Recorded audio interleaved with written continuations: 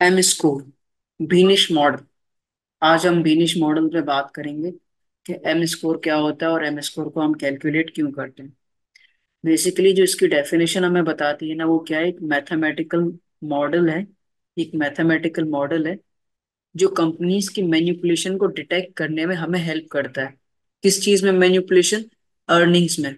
यानी जो कंपनीज अपना प्रॉफिट डिस्क्लोज करती हैं, क्या उसमें मैनिपुलेशंस हैं या नहीं है, ये हमें पता कैसे चलेंगी? If we use Beneish model, तो हमें उससे मैनिपुलेशंस पता चल जाएंगे। और वो कैसे पता लगेंगी?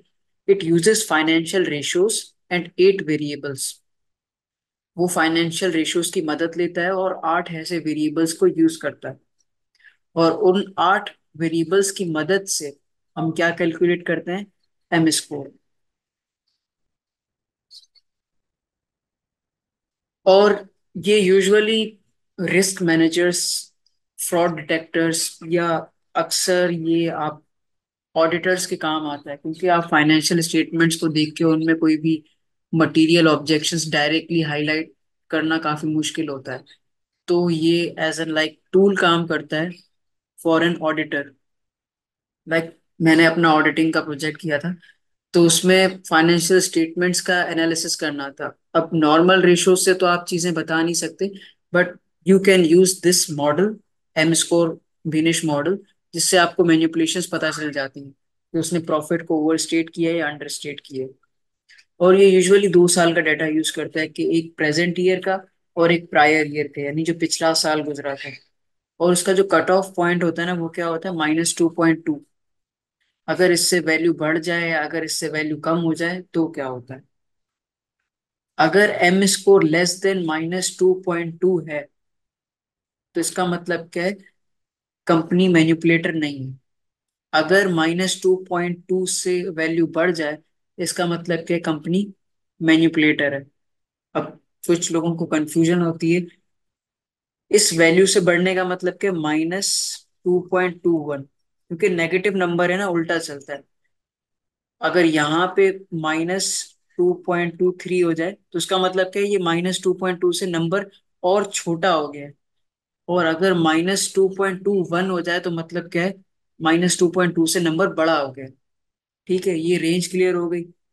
अब इसके जो 8 वेरिएबल्स हैं, हम उनको देख लेते हैं। पहला है DSRI, GMI, AQI, SGI, DPI, SGAI, LVGI, TATA। ये सब हम एक एक करके देखते हैं इनको। एक तो ये 8 वेरिएबल्स होते हैं, इसको प्लस करने के बाद हमारे पास इनके आते हैं वेटेजेस, वेट्स, या जो एक न्यूमेरिकल इंपॉर्टेंस होती है ना, वो हम इनको दे देते हैं। तो न्यूमेरिकल न्यूमेरिकल इंपॉर्टेंस, जो इनकी न्यूमेरिकल इंपॉर्टेंस या जिसको हम वेटेज कहते हैं, इसको हम मल्टीप्लाई करेंगे इन रेशो से। TSRI या जितने भी होंगे, वो हम उसका एक फॉर्मूला देखेंगे, उसके हिसाब से हम उसको देखेंगे। सही है। जो पहला रेशियो है वो क्या है? DSRI, डेज सेल्स इन रिसीवेबल इंडेक्स। सही है। इसमें इस फॉर्मूले में सिंपल चीजें आपको नजर आ रही है। CY का मतलब क्या है? Current year. और LY का मतलब क्या है? Last year. तो करंट ईयर का रिसीवेबल्स अपॉन सेल्स का रेशो निकालोगे आप, फिर इसको डिवाइड करोगे रिसीवेबल्स अपॉन सेल्स, तो इससे आपको कुछ वैल्यू मिलेगी, which is like greater than 1, less than 1। उस हिसाब से आपको पता चलेगा। अगर वैल्यू ग्रेटर देन 1 है, यानी DSRI ग्रेटर देन 1 है, तो इसका मतलब क्या है? कि आपके जो करंट ईयर के जो रिसीवेबल्स है ना, वो लास्ट ईयर के रिसीवेबल्स से as a percentage of sales ज्यादा इंक्रीज की। सही। तो उसकी जस्टिफिकेशन देख लेते हैं। A large increase in value of DSRI is an indication of revenue inflation. कि अगर आपका DSRI ज्यादा बढ़ गया, अचानक अनसर्टेनिटी बढ़ गया, तो इसका मतलब क्या है? आपकी प्राइसेस बढ़ सकती हैं या इन्फ्लेशन हुई होगी, एक रीजन हो सकता है। और अनरीजनेबल चेंज का मतलब क्या है? इन डेटर्स में compare to the last years.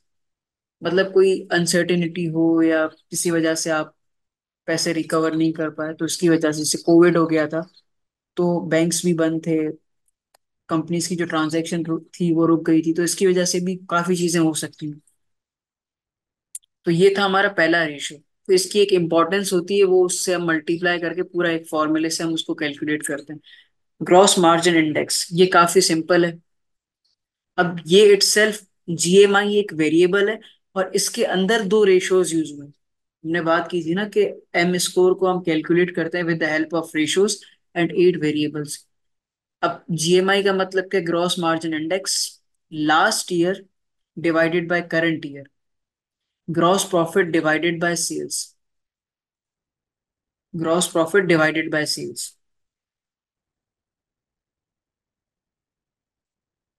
और करंट ईयर का क्या है, gross profit divided by sales.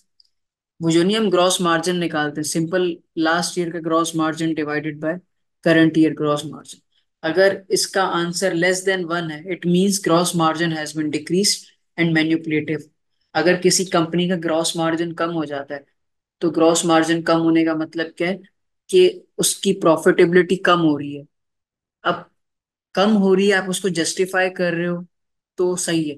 अगर आप उसको जस्टिफाई नहीं कर पा रहे और ट्रेंड को ब्रेक कर रहा है, इसका मतलब क्या, आपने मैनिपुलेशंस किए। अब एसेट क्वालिटी क्या होती है, एसेट क्वालिटी इंडेक्स क्या होती है, इसमें भी दो रेशियोज यूज हो रहे हैं। पहला क्या है, करंट ईयर, और current year divided by last year. यानी जो आपके फिक्स्ड एसेट्स है ना, जो आपके टोटल नॉन करंट एसेट्स हैं, उसमें से आप माइनस कर दोगे property plant and equipment. Total non current asset में यही चीजें होती हैं, आपकी गुडविल होती है, रॉयल्टीज होती है, सही है। तो आप टोटल फिक्स्ड एसेट में से प्रॉपर्टी प्लांट एंड इक्विपमेंट यानी ऑपरेटिंग एसेट्स को माइनस कर दोगे। फिर जो डिफरेंस आएगा वो आप उसको न्यूमरेटर में रख के डिवाइडेड बाय टोटल एसेट्स कर दोगे। तो इस तरीके से current year divided by last year का सेम रेशियो आपको कैलकुलेट करना पड़ेगा, सही है। ये बेसिकली बताता क्या है हमें, it indicates the unnecessary cost that are capitalized. Unnecessary cost जैसे कि आपकी गुडविल हो सकती है, या ऐसी इंटेंजिबल चीजें हो सकती हैं जिनको आपने इंक्रीज करके लिख दिया हो, हालांकि उसको लिखना नहीं चाहिए था। The more value be greater than one, अगर value greater than one, one से ज्यादा, it means the quality of assets has been decreased. Quality of assets मतलब कि आपके पास इंटेंजिबल चीजें काफी ज्यादा हो गई हैं, ऑपरेटिंग चीजें कम है, जिसकी वजह से आप अपनी इनकम या रेवेन्यू बढ़ा सकते हो। एंड कंपनी में मूविंग अवे फ्रॉम फंडामेंटल्स, मतलब अगर आप ज्यादा इंटेंजिबल चीजों में पैसे लगा रहे हो जिसकी कोई फिजिकल वर्थ नहीं है, तो उसका मतलब है कंपनी मूव कर रही है फंडामेंटल्स। इसके डिफरेंट आईएस हैं, आईएफआरएस हैं, उस पर हम ज्यादा अभी बात नहीं कर सकते। एक्सेसिव एक्सपेंडिचर ऑफ कैपिटलाइजेशन, यानी अपनी बैलेंस शीट को स्ट्रॉन्ग करने के लिए आप दिखा रहे होते हो, या as a balancing item use करते हो उस चीज को। फोर्थ वेरिएबल कौन सा, सेल्स ग्रोथ इंडेक्स। ये सिंपल सा है, current year sales divided by last year sales. कि भाई जो लास्ट ईयर की सेल्स है, उसके कंपैरिजन में इस साल की सेल कितनी बढ़ी है। आंसर तो ऑब्वियसली ग्रेटर देन 1 आएगा। सेल्स बढ़ना अच्छी बात होती है, एक ऑब्जेक्टिव ऑफ द फर्म होता है कि उनकी सेल्स बढ़े। बट अचानक 50% से सेल बढ़ गई, या अचानक 100% से सेल्स बढ़ गई, तो ये थोड़ा सा फिशी फिशी फील होता है कि भाई आप other areas of business model अच्छा परफॉर्म नहीं कर रहे, बट आपकी सेल्स बढ़ रही है। ये आपने शायद शार्क टैंक देखा होगा, उसमें एक बायजूस एजुकेशनल कंपनी है, तो उन्होंने शार्क्स ने इन्वेस्ट करके ना उसकी सेल्स काफी बढ़ा दी थी, जिसकी वजह से उसकी मार्केट वैल्यू भी बढ़ गई थी। तो जब शार्क्स ने विड्रॉ ले लिया इस कंपनी से, उसकी वैल्यू बहुत कम हो गई थी। तो सेल्स बढ़ाना एक मैनिपुलेशन की तरह काम करता है, और ये काफी प्रैक्टिकल है। एनरॉन का भी शायद, एनरॉन का नाम आपने सुना होगा, एनरॉन का जो स्कैंडल हुआ था ना, उसमें भी यूनिवर्सिटी के स्टूडेंट्स थे जिन्होंने ये बीनिश, मैसूद बीनिश थे, उनके स्टूडेंट ने उसको उस तरीके से डिटेक्ट कर लिया था। और ये इन्वेस्टर के लिए काफी क्रूशल है, या जो ऑडिटर है उसके लिए काफी क्रूशल है, मतलब जो फ्रॉड डिटेक्ट करता है। क्योंकि इन्वेस्टर देखता है किस चीज को, अर्निंग्स को, और ये अर्निंग्स को वेरीफाई करता है कि रियलिस्टिक अर्निंग्स है, या मतलब इमेजिनेटिव है, या फेक अर्निंग्स है, जस्ट एन अट्रैक्टिव पर्पस के लिए काम कर रही है। फाइव वेरिएबल कौन सा? Depreciation index. Depreciation index last year divided by current year, ये बात समझ में आ गई। एल वाई का मतलब क्या? Last year. और सी वाई का मतलब क्या? Current year. सही है। अब इसका रेशो क्या है? Depreciation divided by property plant equipment plus depreciation. और करंट ईयर का भी सेम है।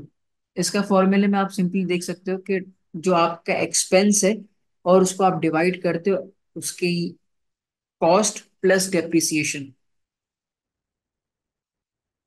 इसकी डिटेल में हम नहीं जाते, बट इससे पता ये लगता है कि आपने अपने एसेट की जो यूजफुल लाइफ है उसको अंडर स्टेट या ओवर स्टेट तो नहीं किया।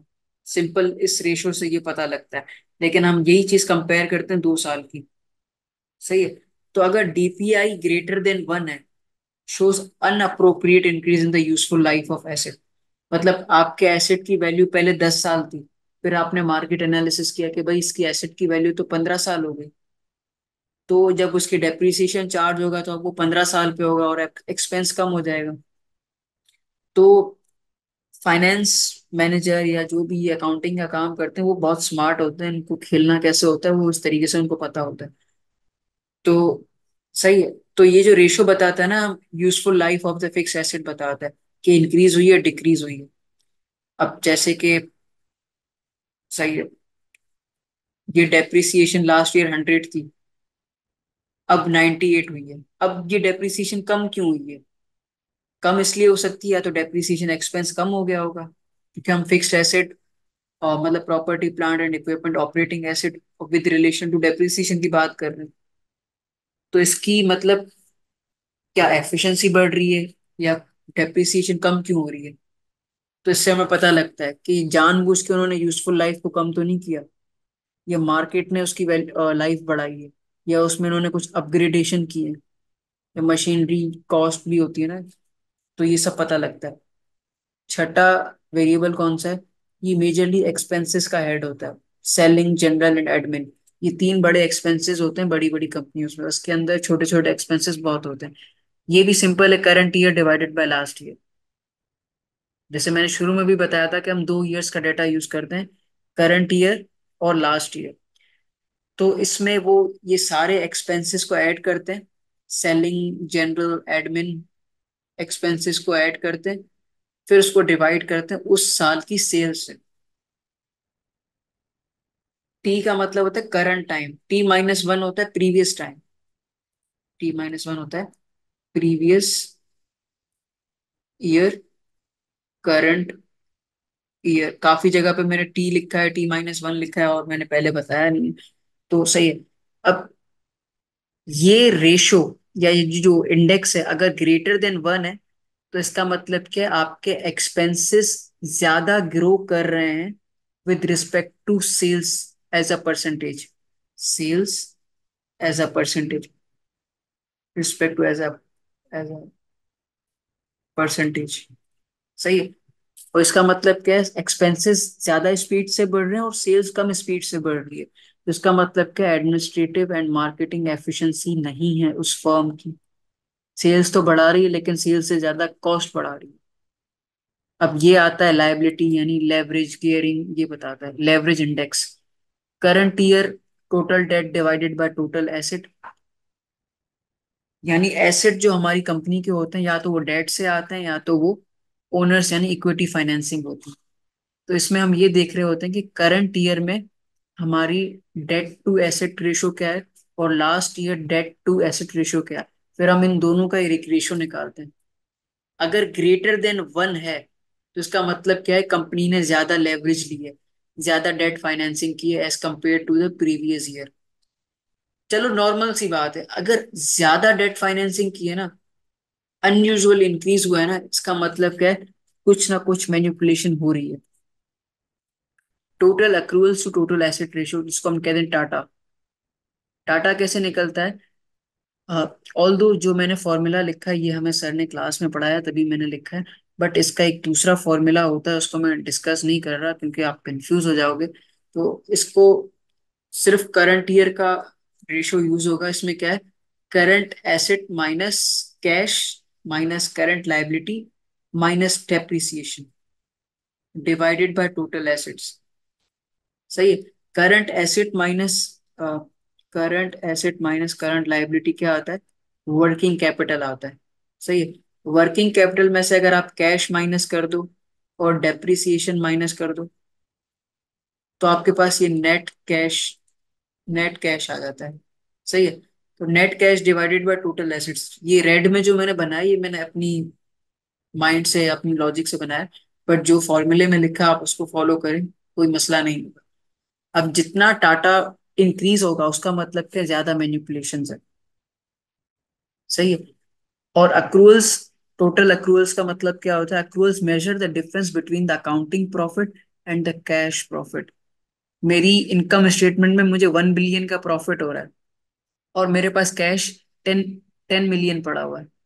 तो ये काफी डिफरेंट है ना, कि कैश का हाई अक्रूवल बेसिस पे होना और हाथ में कितना कैश प्रॉफिट की फॉर्म में है, वो मैटर करता है। सही है। अब ये है हमारी Beneish Messod Beneish M score calculate करने का फॉर्मूला। सही है। अब जैसे कि मैं पहले ही बता चुका हूँ, ये फर्स्ट रेशियो है हमारा DSRI, इसका रेशियो क्या है? 0.92। फिर उसके बाद ग्रॉस मार्जिन इंडेक्स का रेशियो वेटेज क्या है? 0.58। फिर उसके बाद एसेट क्वालिटी इंडेक्स का, और ये हमारा SGI, सेलिंग, और उसके बाद डेप्रिसिएशन वाला, उसके बाद सेलिंग जनरल एडमिन एक्सपेंसेस, और ये टाटा, और ये लेवरेज। सही है। इसमें से हम सिर्फ दो चीजें माइनस करते हैं, एक एक्सपेंस वाली चीज और दूसरा लेवरेज वाली चीज। बाकी सब ऐड होती है, आप देख सकते हो। और तीसरी चीज है एक कांस्टेंट, तीसरी चीज है एक कांस्टेंट जो हम उसमें से माइनस करते हैं। अब जाहिर सी बात है, हम फॉर्मूले की डेरिवेशन तो नहीं पढ़ रहे, हमारा काम है इस फॉर्मूले को यूज करना और बताना कि कंपनी मैनिपुलेटिव है या नहीं है। ठीक है। अब इसकी कैलकुलेशन काफी लंबी होगी और काफी टाइम टेकिंग है, तो मैं कोशिश करता हूँ कि इसको छोटा सा कोई डेटा कलेक्ट करके उसमें आपको ये सारी कैलकुलेशन में करके दिखा दूँ। हमने यहाँ तक गिनीश मॉडल तक देख लिया था, इसका फॉर्मूला भी देख लिया था। अब हम चलते हैं इसकी कैलकुलेशंस की तरफ। अब ये एक सवाल है, डोंट थिंक कि एग्जाम में भी ऐसा सवाल आएगा, बट ये एक सवाल है। जितना भी हमें revenue, selling admin, depreciation, account receivable, current asset, PPE, security, total asset, current liabilities, cash, सब डेटा इसमें गिवन है। तो हम क्या करते हैं, सिंपल अपने 8 वेरिएबल्स को कैलकुलेट कर लेते हैं, जिसके बेसिस पे हम आगे अपना M स्कोर निकालेंगे। तो पहला हमारा जो था ना, वो था DSRI, रिसीवेबल, डेज सेल्स इन रिसीवेबल्स। तो उसमें हम रिसीवेबल्स कैसे निकालते थे? मैं current year divided by last year. सही है। तो ये एक रेशो है और एक रेशो ये है, तो हमें दो रेशो को डिवाइड करके उनका इंडेक्स निकालना है। सही है। तो रिसीवेबल डेज कैसे निकलते हैं? रिसीवेबल डेज निकालना है ना, तो हमारे पास यहाँ पे है अकाउंट रिसीवेबल्स हैं 16,677, और इस पीरियड की सेल्स कितनी है? 232,887 इंटू 365। ये करंट ईयर हो गया। इसी तरीके से लास्ट ईयर का भी करना है, मैं जल्दी जल्दी कर लेता हूँ। Into 365, what was the receivables? 13,131,604 divided by 177,866।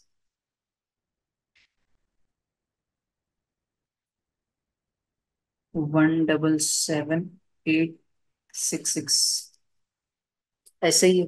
अब इसी तरीके से अगर हम करते रहेंगे ना, काफी टाइम लग जाएगा। तो आई सिंपली डू फॉर्मूलाज, आपको पता है। मैं कुछ कैलकुलेशंस करके दिखा देता हूँ, फिर मैं आपको दिखाता हूँ। तो ये तो मैंने कर लिया है, इसको मैं कर लेता हूँ।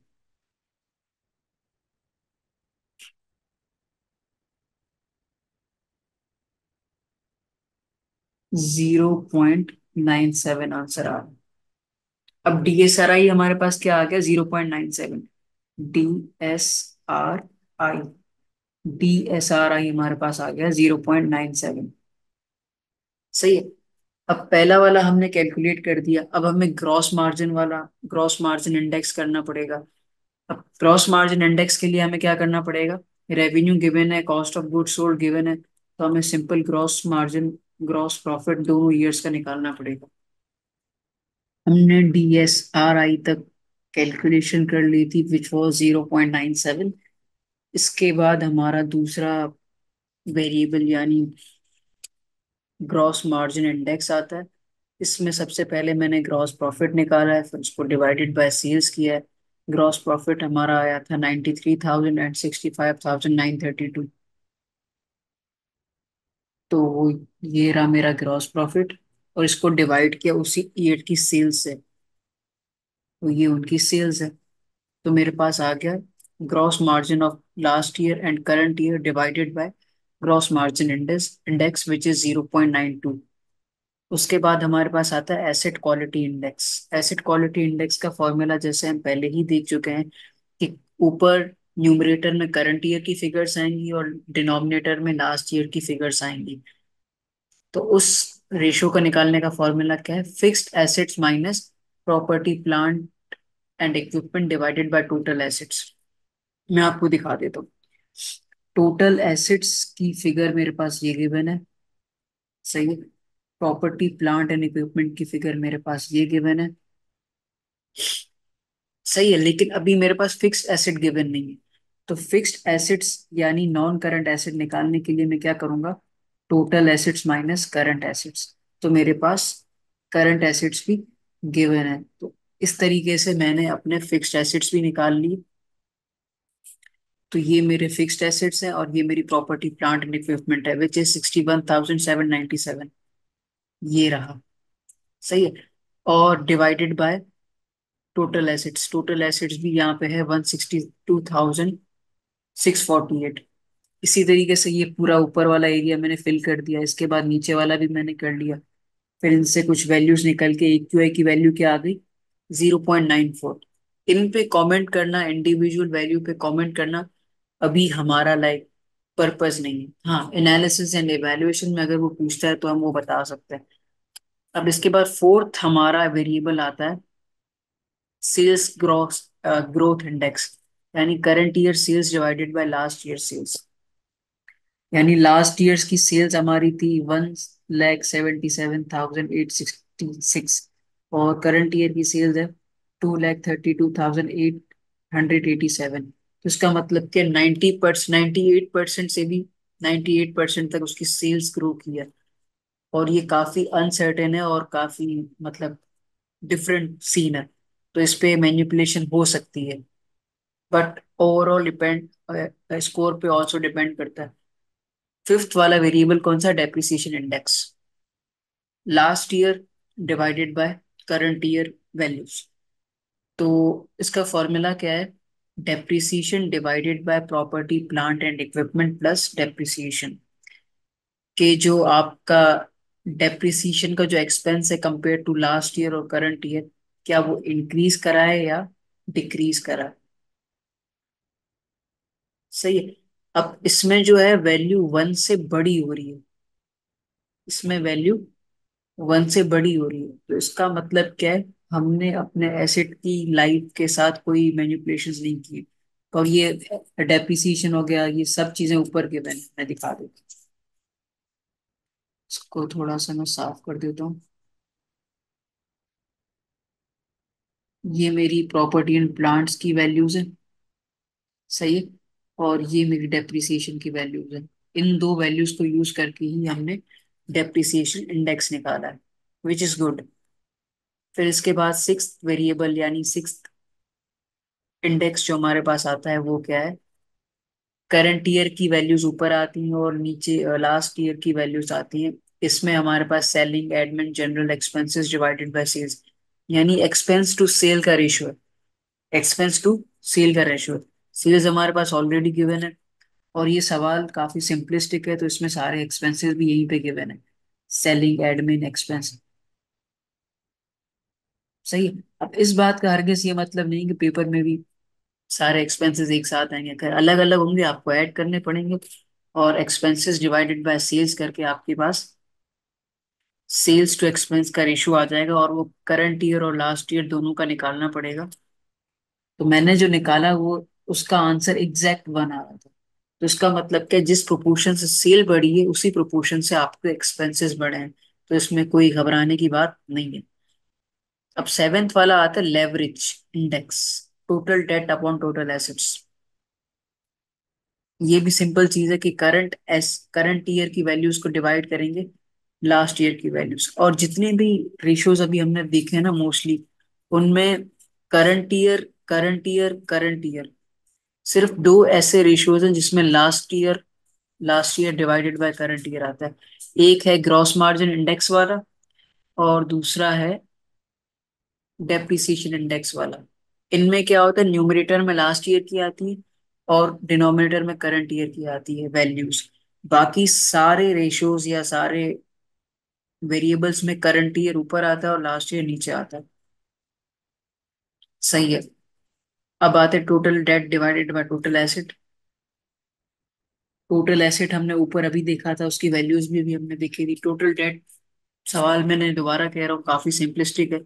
तो टोटल डेट भी ऑलरेडी गिवन है, लॉन्ग टर्म डेट। लेकिन हमने क्लास में पढ़ा है कि डेट शॉर्ट टर्म भी होता है, लॉन्ग टर्म भी होता है। तो यहाँ पे सिंपलिस्टिक सी वैल्यूज गिवन है, तो हम इसी को प्लग इन करके अपनी वैल्यूज निकाल लेंगे। तो भाई ये भी प्लग इन कर दिया मैंने। 0.77 आ रहा है।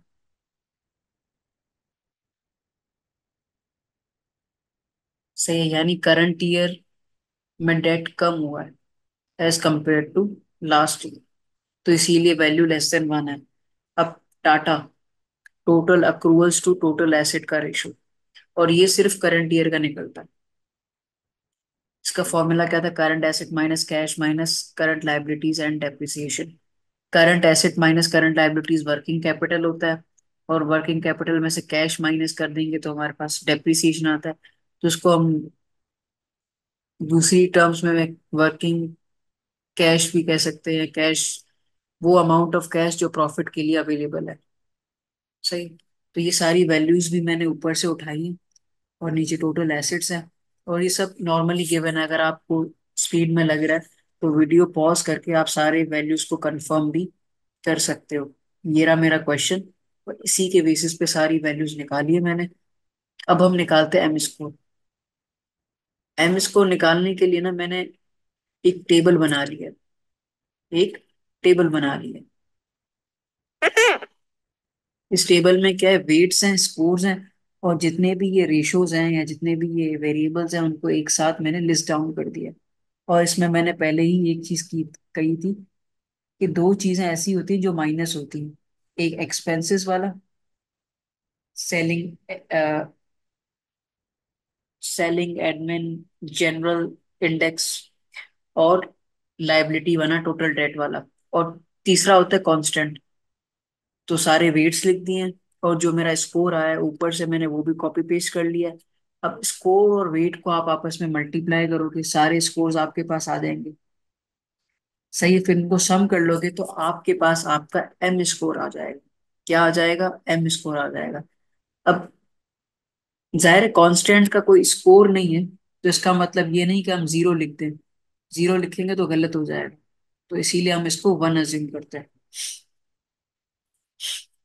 अब मतलब हमारा जो रेंज थी -2.2 के, इससे कम हो जाए, M score must be less than 2.2। मतलब ये कंडीशन तो अचीव हो रही है। मतलब जो हमारा नंबर है वो -2.2 के भी लेफ्ट साइड पे रेंज करता है, विच इज -2.5554। तो -2.2 से लेके -3 तक जो हमारी रेंज होती है ना, वो ओकेश होती है। कि चलो भाई ये रेंज है ना, चलो ठीक है, मतलब सही है। इससे आगे जाएगी तो हम कह सकते हैं कि कंपनी मैनिपुलेशन प्रूफ है।